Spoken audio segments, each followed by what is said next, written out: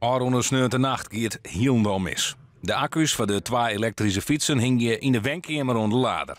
Jan en Remy werden wekker van hudde knallen van ontploffende onderdelen. Nou, je hebt de tafel staan, zoals de vlierwol.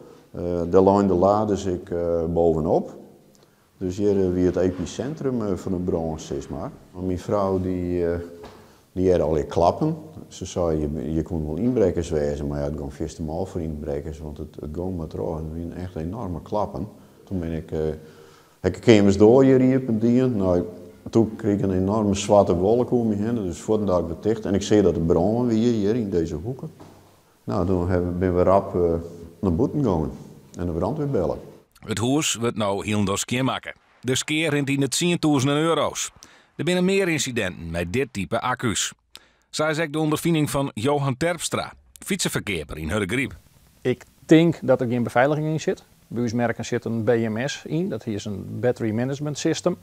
En die voorkomt dat een accu te heet wordt tijdens het laden. Dan hoort een heleboel gewoon op. En wij verkopen nog 20 hier elektrische fietsen. En we gaan nog nooit een accu in de fik gooien. En Bosch-fietsen bijvoorbeeld, daar zit gewoon een gerenommeerd merk in qua accu. En tot nu toe geen problemen. En zeker net dat soort extreme dingen. Om er wist van te wezen dat je een veilige fiets kon schaffen, riep Terpstra aan om net online te kopen. Stel, in Amersloot is natuurlijk al je rechtstreekse handel. Ja, dan daar zit, wij maken keuzes. Wij maken een keuze van dat willen we en dat willen we net. En als er dus geen tussenhandel in zit, ja, dan is dat rechtstreeks. En dan wist net 100% zeker was krijgt.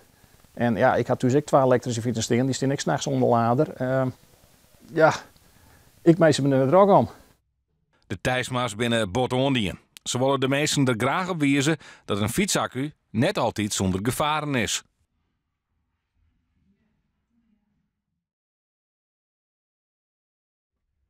Ja, nee, boos is net een goede emotie. We zijn vooral heel erg bezig.